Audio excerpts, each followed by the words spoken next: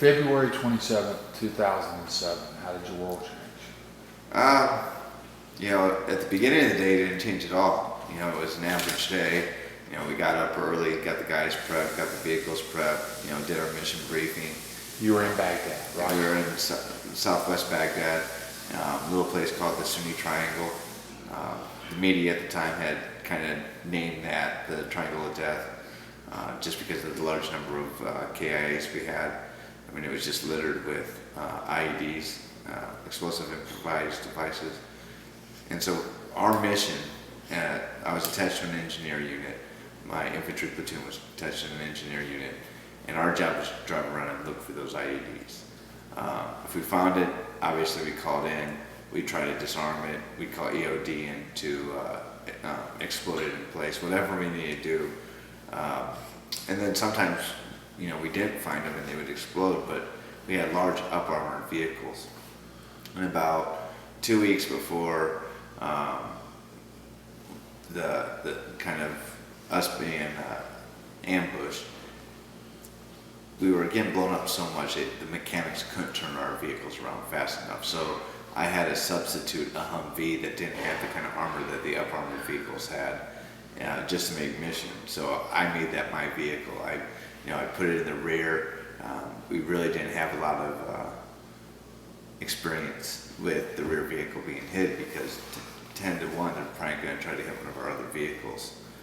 So we set out that morning. It was going to be about a 15-hour patrol to clear the route we had designated. And about 3 hours into the patrol, we had to clear a dead-end road. And anybody who's been in combat, anybody with common sense is trying to evade anything, knows you don't go over the same path twice. You always keep moving around so they can't kind of pinpoint you. But a dead-end road, you have no choice. So as we were coming back up the road, they did a command det, meaning they triggered the IED so it would hit my vehicle. My vehicle was the weakest link. I can remember coming back up the road. Typically, when we're clearing roads, we travel at 2 miles per hour. How many of y'all were in the vehicle? There was 4 of us. And I can remember turning around and we had picked up the pace a little bit. So going from 2 miles an hour, probably closer to between 5 and 10 miles an hour. So you're not speeding down the road. And then I heard the boom. And before I could even get a choice 4-letter word out, I can remember hitting the ground. And I kind of hit my shoulder, my head on the ground, kind of rolled a little bit. And for me, being a leader, they always teach, battle damage assessment, get your battlefield assessment before you make any command decisions. So as I lay there, I kind of looked up and I saw my vehicle. Nothing really out of ordinary at that point. What I didn't see was my guys moving, so I got up to run for the vehicle. And as I ran for the vehicle and got closer, I could feel the flames hit me in the face.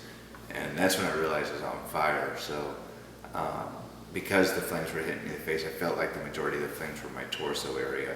So I went ahead and dropped my body armor and got down to roll. Got about a roll and a half in, and the heat was so extreme that basically my muscles locked up. I wasn't any longer able to even roll. I just was kind of face down in the dirt. And a lot of things kind of go through your head. You always hear these stories about your life flashing through in front of your eyes and stuff. But for me, it was just, this is where I'm going to die. I'm going to die here laying in the dirt in Iraq. And about the time that I started having those emotions and those feelings of, this is my last moments on earth, I could hear my guys yelling for me. Didn't know how far out they were. Didn't know even if they got to me, what they could do for me. And before I know it, I felt that fire extinguisher hit me. And it went from that extreme heat sensation to the extreme cold. And it's one of the hardest things to explain because it felt that good. It was just an immediate release. The second thing that kind of came over my body when the fire extinguisher hit me was the emotional aspect of it. Instantly you go from thoughts that I'm going to die right here in Iraq, I'm laying in the ground, to, okay, I still have a fighting chance. Okay, there's still a chance I can live. I can still, make it out of this because, it was just, it felt that good. And it's one of the hardest things to explain, but. And all of this happened over what time span? Seconds, minutes? under a minute. From time of explosion to then probably get me, couldn't have been more than a minute, because otherwise I probably wouldn't be here. There were 3 guys that were lost in that. So my gunner, who was up top in the Humvee, and pretty much was killed instantly on impact. So the IED was 2 artillery rounds in a propane tank. So if you think, it was deep, buried about 6 feet on the ground. So as it came up and sprayed shrapnel and came through the vehicle, it also put propane. He unfortunately, Sergeant Stanka was in the hatch and was killed. Was he the gunner? He was the gunner. And my driver, Corporal Henry, from my understanding, passed away in the vehicle due to burns. And then my medic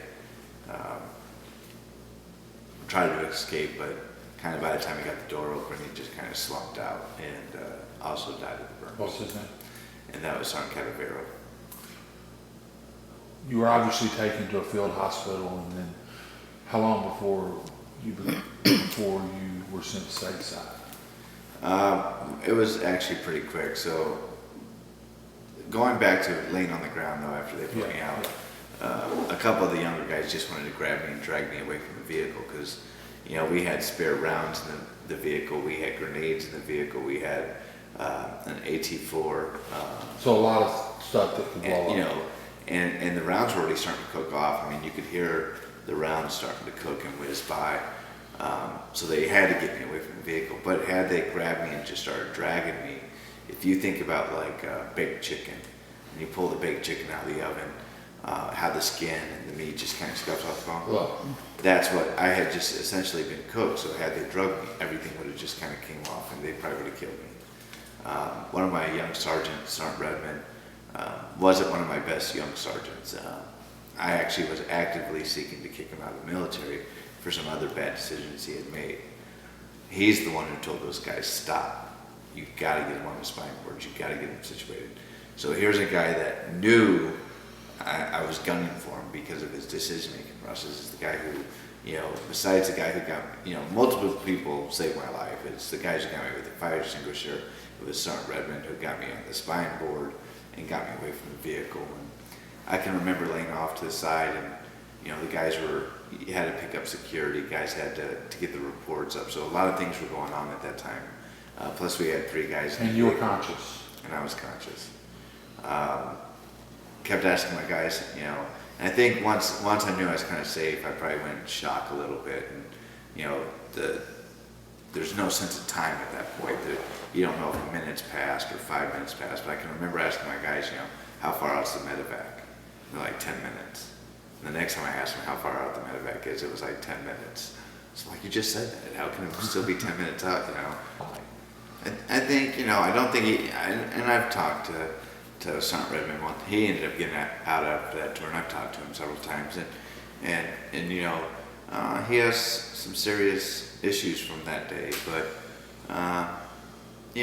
we're so close over there, and a lot of things can happen. But ultimately, you're always going to watch out to that guy to your left and right. I mean, that's all there is. That's all you have over there. So whether or not you like the guy or you dislike the guy really doesn't matter, because ultimately, when you're in the thick of things, you're going to do what you got to do, and that's exactly what he did. From the time they hit me with the medicine on the helicopter, though, I have one memory, and I don't know if it was in Balat, Lonsdale, or in Brook Army in San Antonio, but I remember coming off a helicopter, or a aircraft of some sort on a gurney with guys pushing me towards a building, and that's the last thing I remember for 4 months. Now later on, I had the opportunity to talk to the surgeon who worked on me in Balat. That was the first place they took me. And immediately had to put me into surgery. I was constantly flatlining. They kept losing me. So they had no other alternative but to start operating me right away. I don't know what the procedure's called, but there's a procedure they're not supposed to do on burn victims. And the surgeon went ahead and did it anyway. And had he not done it, I would be a quadruple amputee, because I would have lost my legs too. How long before, you said it took 4 months for you to remember anything. when your memory started coming back, what was that like? I mean, obviously you Well, I was were a heavily, different, I was heavily medicated, so reality versus what my perception of things weren't quite right. My mother and my brother had come down to San Antonio while I was in ICU, and those first couple memories, you know, like I can remember everybody who came into my room had to wear a face mask, yellow medical gown, blue gloves. And my brother had these shoes with a little wheel on the back called wheelies or heelies or whatever, and he would roll around the room. And I thought it was in the future. I was like, what kind of, you know, like, I mean, I just had no idea what was going on. You know, I'd blink in and out of consciousness, and, you know, they were always trying to remind me that, okay, you're in the hospital, you know, you were injured. They'd try to bring you back to reality. And I can, you know, I tried to send my brother and my mother on missions because that was my job in Iraq. I wrote and dictated missions, so I was still kind of floating between being in the hospital, being in combat still, and then obviously them trying to convince me that, you know, I had lost my hands and I had been burned. How long did it take you to adjust to being able to use the hooks?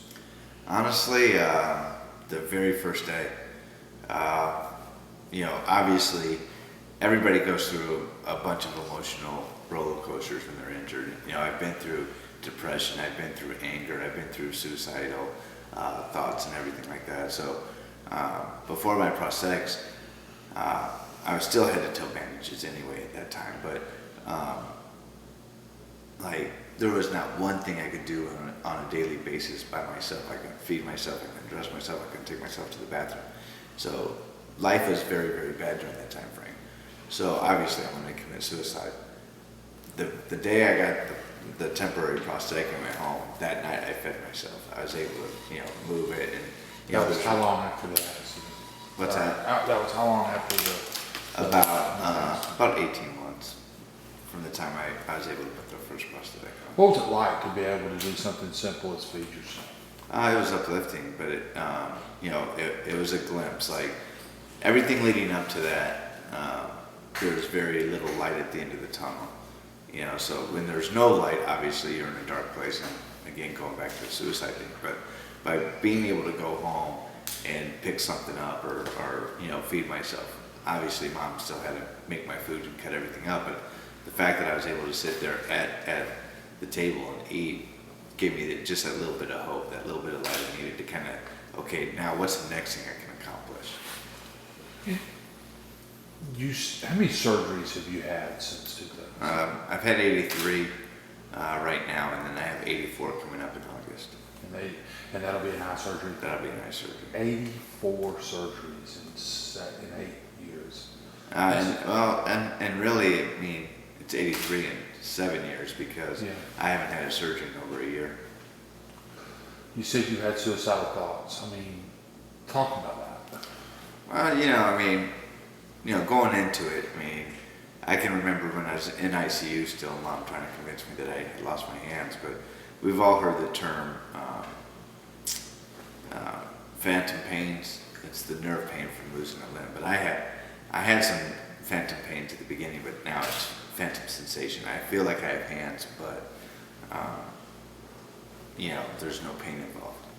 So I hadn't come to really accept the fact that I lost my hands, because you know, I had to wear these goggles because my eyes had been burned, I couldn't see, and then ultimately when I would try to do something, I found out, yeah, I really don't have hands. So I had to come to terms with that. And then because of the burns, I had lost a lot of muscle. I was 165 pounds when I was injured. I was 114 in ICU. So, you know, having to learn to walk again. I mean, you know, mentally I knew how to walk, but when I stood up, I just kind of fell over. I had to build myself back up. And, you know, some days it was just get out of bed and stand up. You know, then it was to take a couple steps and then walk down the hall. So it was all this stuff kind of compiled on. Like every day I had to work and harder and harder just to survive. You know, it puts you in a very, very dark place. Like, is it really worth it? And then obviously, there was survivor's guilt, and stuff with my guys and being injured and not being in combat. All I wanted to do was go back and be with my guys. So even though I had my family there and I had a lot of military support, I had a lot of people come visit me in the hospital, so I was constantly surrounded by people. Just that everyday grind was enough to put me down a dark path for a little bit. How close did you come in your life? Well, I can honestly say I pretty much woke up every day, and from the time I woke up to the time I went to sleep, all I could think about was doing it. But again, because of the support, because I always had people around me, it just never presented itself. So I find inspiration from everywhere I look. I mean, somebody is always going through something. Somebody always has a challenge. It doesn't always have to be military related, but for me it kind of helps because it's my background. But I find that those that are out there living, whether they're injured or not, are the ones that I'm going to look towards. What's the purpose of your life? That's a good question because everybody needs a sense of purpose, and we call it a sense of purpose. So, my entire adult life, my sense of purpose was my career. Obviously, mom means a lot to me, but during my career, mom took second shelf. I was married for a few years. The wife took a second shelf to my career. That was what I woke up every day to want to go do. I wanted to work. And when I was injured, that sense of purpose was taken from me. So that was, again, one of the things I had to struggle with. What's going to make me want to wake up every day? And it was one of the things that put me down the route of suicide. So it wasn't until I started going to some of those events and get more involved that I decided I wanted to get back to the veteran community. And that's become my sense of purpose. I wake up every day to figure out a new way, one more thing I can do to get back to the community. I live a very great, blessed life. I get a lot of opportunities. I get to go to a lot of places, experience a lot of things. If I never wanted to work another day in my life, I don't have to work another day in my life. I am taken care of to pretty much what I need. So it's easy for me to say that my sense of purpose is to give back because I'm in a position to do it. Oftentimes I have people who work, 40, 60 hours a week say, man, I wish I could, give back more like you do. But maybe they give an hour a week, or maybe they give an hour a month of their time back to the community. Well, when you're working or you have a family and you have kids, there's only so much you can do. So we'll just take what you can do. It's just, I don't have a wife, I don't have kids, I don't have the typical job, so I'm in a position where I can do a little bit more. What does this country mean to you? Oh, everything. Think about just the freedom. If I want to jump in the car and just go anywhere, I can go anywhere right now. I can go do anything. I've been to all over the world, different countries. Some of those countries think they have freedom, but I don't think, if you've never been to seeing a third world country or even some of these other countries that think they have freedom, you really don't know what freedom is because we are spoiled here in the U.S. And I don't mind being a little spoiled.